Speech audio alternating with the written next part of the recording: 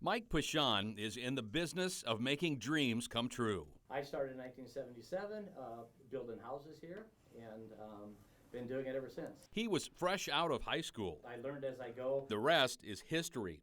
But Mike's brick and mortar ambitions don't hardly compare to his other pie-in-the-sky passion. I always say that I'd rather be lucky than skilled. When not building homes, Mike is a treasure hunter. But luck only plays a small part in what's added up to hundreds of thousands of targets dug. I'm more of a play the odds and try to find something old, do the research, and try to find something old as opposed to do it. And they always say that there's more coins lost than what there is in circulation. So what you're seeing here today is only about half of what I've got. And this stuff doesn't include the stuff that's in the bank deposit box yet. I probably can get in any house in Dickinson County. I got boxes of keys.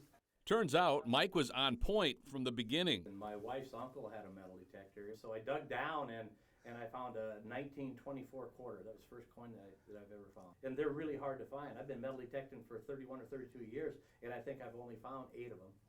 And that was the first coin I found. So on a given day, you get to a place you're going to dig, do you start to get a little excited about what might be out here? Sure. Little do the homeowners know, they've probably been mowing over some type of treasure for years and not know it, because you don't know what's underneath the ground here. Got a target.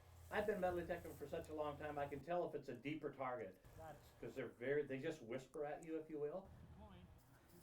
When you dig a target up, you have no idea what it's going to find. Looks like 1945 wheat penny.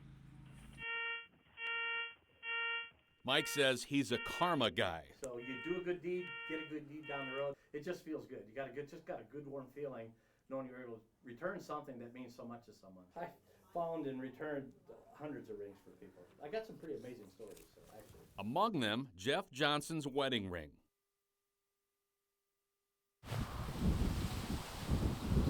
The ring, lost in a field after 67 years of marriage, just the second time ever off his finger.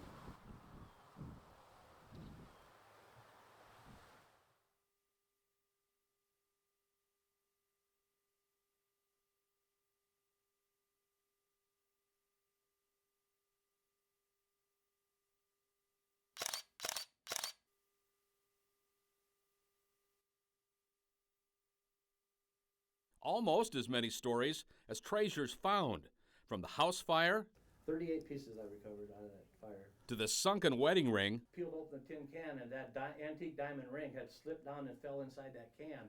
and stuff you wouldn't ever expect a person to lose. I dug down and I found the whole front of a guy's teeth, the gold plate, all the teeth, and I'm like, oh no, what am I gonna find this? Is there anybody else there? But I did sell those right away because I didn't want those around. I don't know how you find the owner of that, but I don't find everything, Tim. But when he does, there's usually a story. I found that 1904 political campaign slogan, which had 2 different candidates battling it out against each other. I didn't know that there was supposed to be a picture of the face with it. I did not know that until I Googled it some years later. He found it eventually 3 miles away. 8 years later, I was at another location miles away from that, and I found the head that had the faces on it, but not the top part of it, so pretty amazing. Of course, every metal detector eventually runs low on power. How hard will it be to hang up the metal detector? Yeah, well, I don't think I'll ever hang up the metal detector. I'm going to probably slow down a little bit when the good Lord tells me that I'm not able to Got it locked in.